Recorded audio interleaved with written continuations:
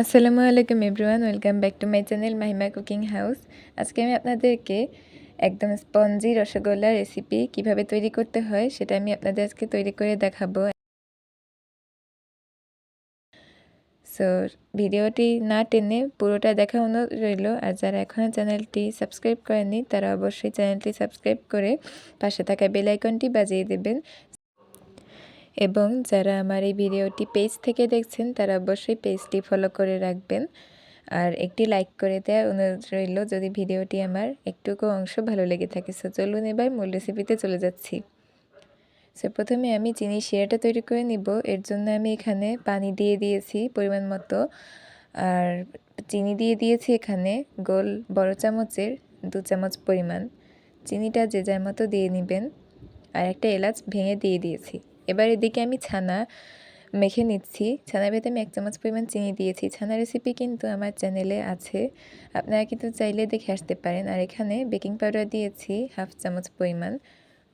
এবারে ভালোভাবে ছানাটাকে হাত দিয়ে মিশিয়ে নিয়ে একদম চিকন এরকম একটা লেচির মতো বানিয়ে নিয়েছি। এবারে ছোট ছোট লেচি কেটে নিচ্ছি, একদম সেম শেপের জন্য মিষ্টিগুলো হয় এর জন্যে।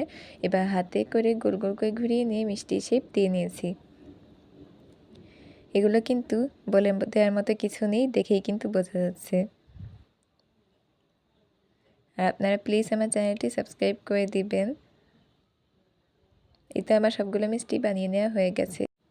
এদিকে আমি যেই চিনির শিরাটা তৈরি হতে দিয়েছিলাম সেটা ফুটে এসেছে। ফুটে আসার পরে আমি এখানে এই মিষ্টিগুলো একদম উপর থেকে হালকাভাবে ছেড়ে দিয়েছি। এবার ঢাকনা দিয়ে কিছুক্ষণের জন্য এটা জাল হতে দিয়েছি মিষ্টিটা।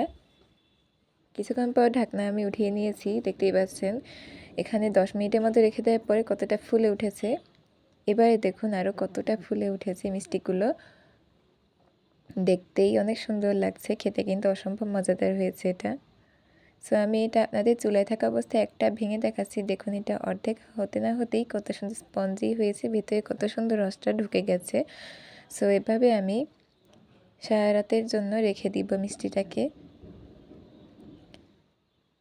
সারা রাত পরে আমি সকালে এই মিষ্টিটা বের করে নিয়েছি। দেখতেই পাচ্ছেন কতটা সুন্দর হয়েছে এটা দেখতে, একদম ভেতরে রসটা ঢুকেছে আর একদম স্পঞ্জি হয়েছে। সো এইভাবে আপনারা চাইলে মিষ্টি তৈরি করে ফেলতে পারেন। কীভাবে সুন্দরভাবে স্পঞ্জি রসগোল্লা তৈরি করতে হয় আমি আজকে আপনাদের সুন্দরভাবে তৈরি করে দেখালাম।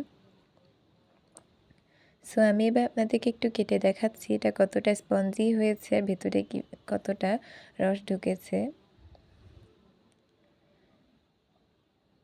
সো আজকে আমার এই ভিডিওটি কেমন লাগলো অবশ্যই কমেন্টে জানাবেন। আর যারা এখনও সাবস্ক্রাইব করেনি চ্যানেলটি তারা অবশ্যই চ্যানেলটি সাবস্ক্রাইব করে দিবেন। সো আজকের মতো সবাইকে বিদায় জানিয়ে আমি আমার আজকের ভিডিও এখানেই শেষ করছি। পরবর্তী রেসিপিতে আরও একটি সুন্দর ভিডিও আপনাদের জন্য নিয়ে আসব।